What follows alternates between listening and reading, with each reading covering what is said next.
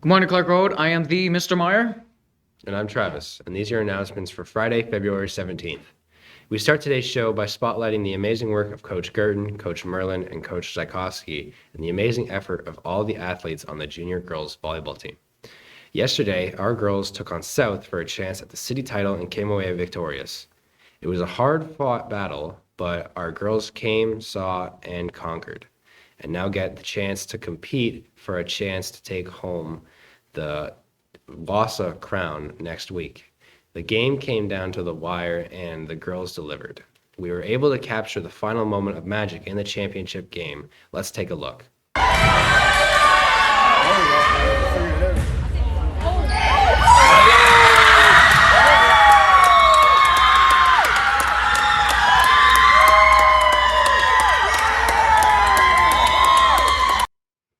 What a great moment. Well done, ladies, and good luck in your next meet next week.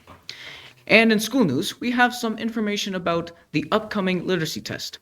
Do you find yourself worried or unsure about the upcoming test? Perhaps you dream about sleeping in and skipping it all together. Well, if that's the case, we have your solution.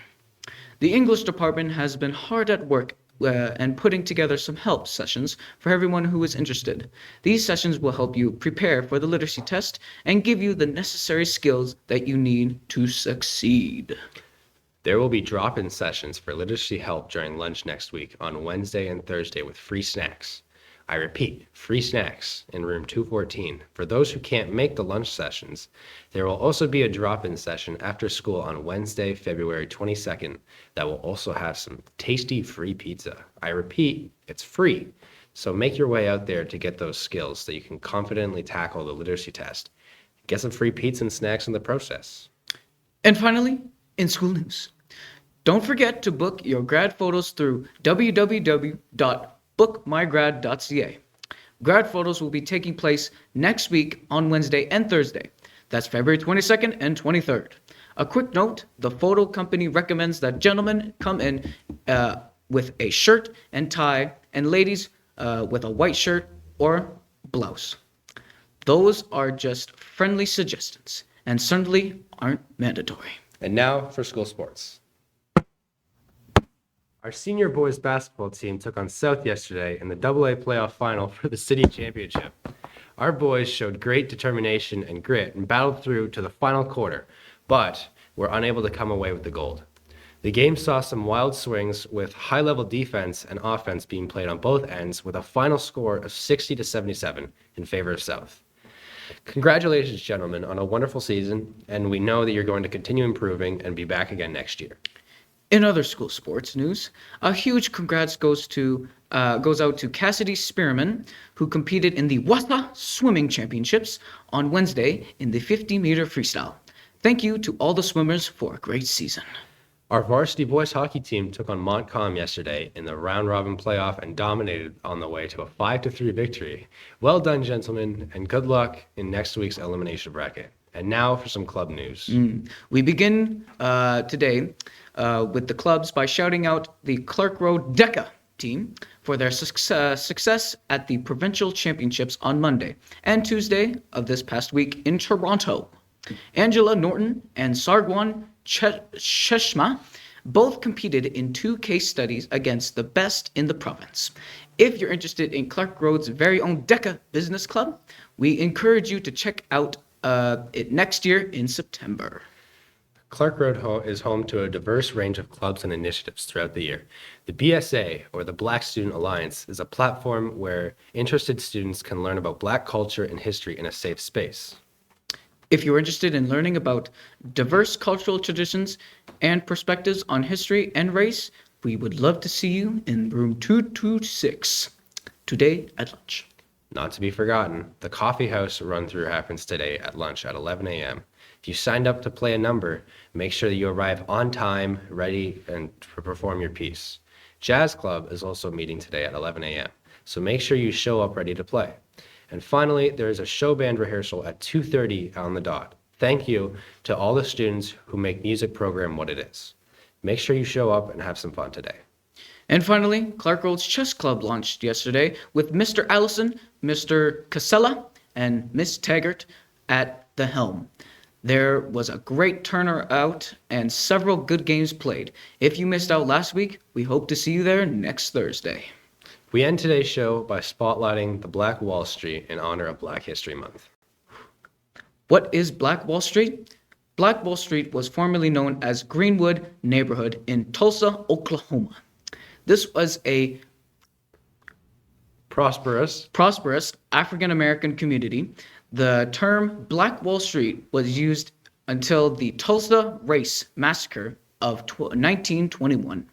The name has also been generally applied to districts of Black American high economic activity. Historically, African American people worked mainly as servants in Tulsa, where they developed their own society with their own economy. Yes, thank you.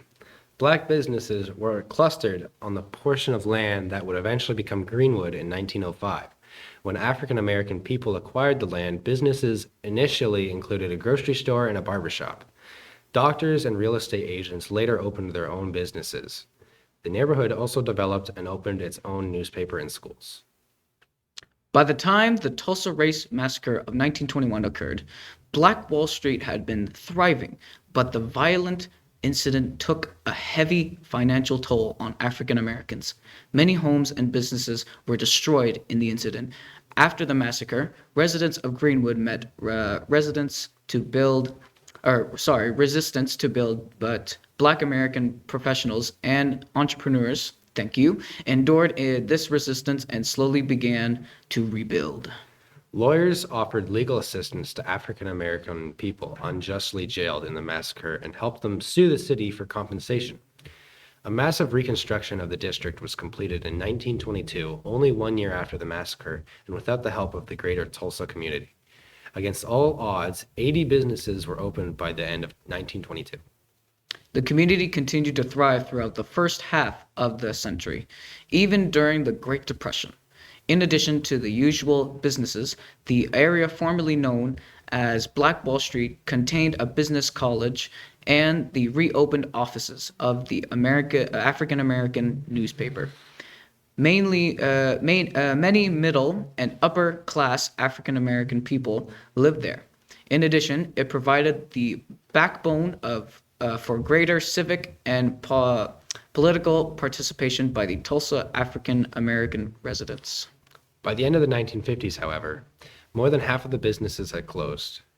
Desegregation allowed the entry of businesses owned by whites while increasing numbers of African Americans in the community invested in entities outside Greenwood. By 1961, 90% of African American income in Tulsa was spent outside the Greenwood district. Black Wall Street still stands as a reminder of what a community can do when they come together. It is remembered to this day as an excellent example of Black residents. The community of Tuxeta refused to fold in the face of adversity. Instead, they banded together and created a truly welcoming and inclusive community for all who lived there.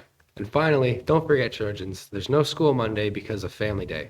So make sure you sleep in, wear something comfy, and get some much needed rest. Those are your announcements for Friday, February 17th, Trojans.